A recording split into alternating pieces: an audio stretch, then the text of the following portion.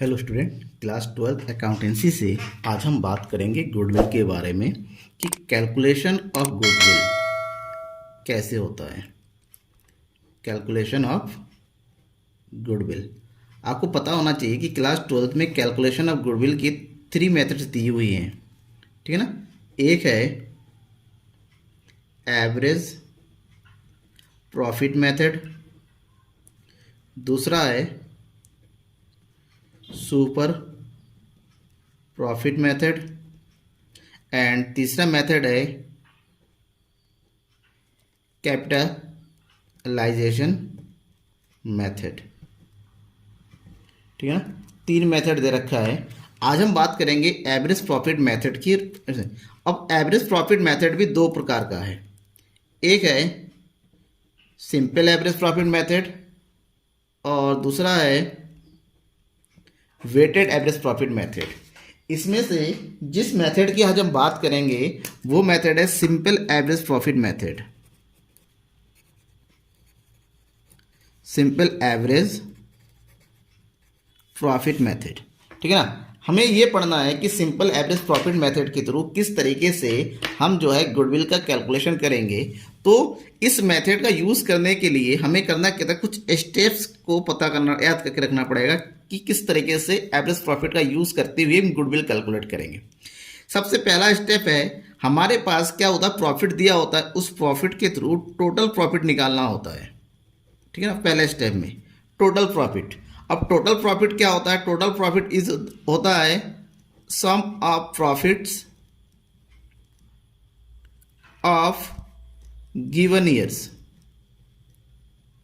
ठीक है ना। जितने सालों का प्रॉफिट होता है उन सबको हम क्या कर देते हैं, सम कर लेते हैं, टोटल कर लेते हैं। पहला स्टेप कंप्लीट होने के बाद स्टेप नंबर 2 आता है और स्टेप नंबर 2 में हम निकालेंगे एवरेज प्रॉफिट। और यहां पर एवरेज प्रॉफिट का फार्मूला होता है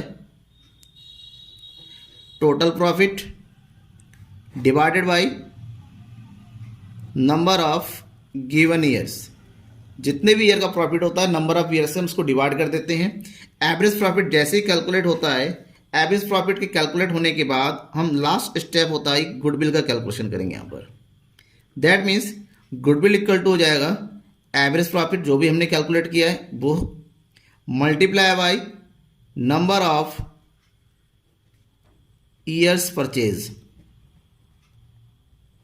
नंबर ऑफ ईयर्स परचेज का मतलब होता है जितने ईयर का हमें गुडविल कैलकुलेट करना है उस ईयर को, जो कि क्वेश्चन में आपके पास दिया होगा, या तो ईयर्स में दिया होता है या फिर टाइम्स में दिया होता है।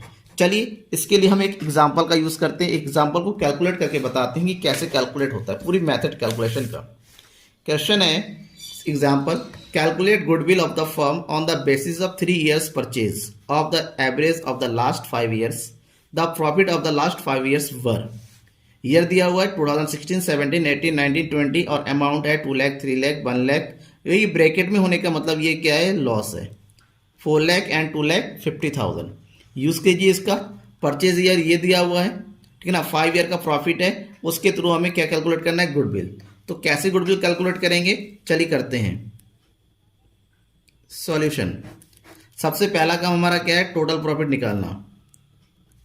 टोटल प्रॉफिट, तो टोटल प्रॉफिट कैसे हो जाएगा, जो भी ईयर दे रखा है और जो भी प्रॉफिट दे रखा है उसको आपस में ऐड कर लेंगे, ठीक है ना।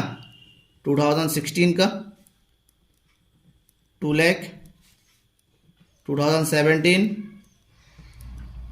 3 लाख, 2018 1 लाख। ये क्या है, आपका लॉस है, ये है लॉस। और लॉस क्या होता है, प्रॉफिट में से क्या होता है, लेस हो जाएगा, माइनस हो जाएगा, ये सब प्लस होगा, इसको 1 लाख को माइनस कर देंगे। 2019 4 लाख एंड 2020 2,50,000। अब करना क्या है, ऐड कीजिए इसको।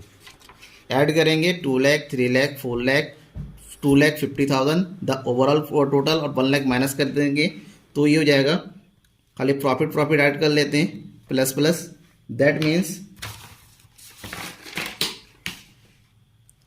11,50,000 माइनस करेंगे लॉस 1 लाख, तो बचेगा हमारे पास 10,50,000।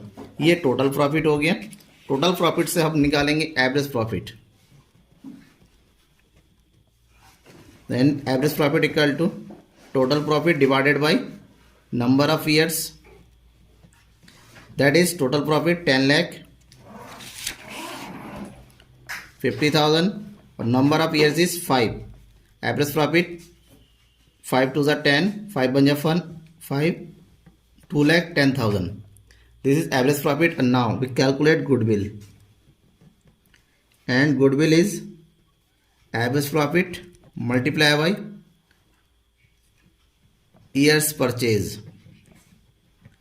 Average profit is 2,10,000 और years purchase दिया हुआ यहाँ पर आपका 3 years, that means मल्टीप्लाई करेंगे 3 बन जा 3, 3 लाख 6,30,000 is our answer.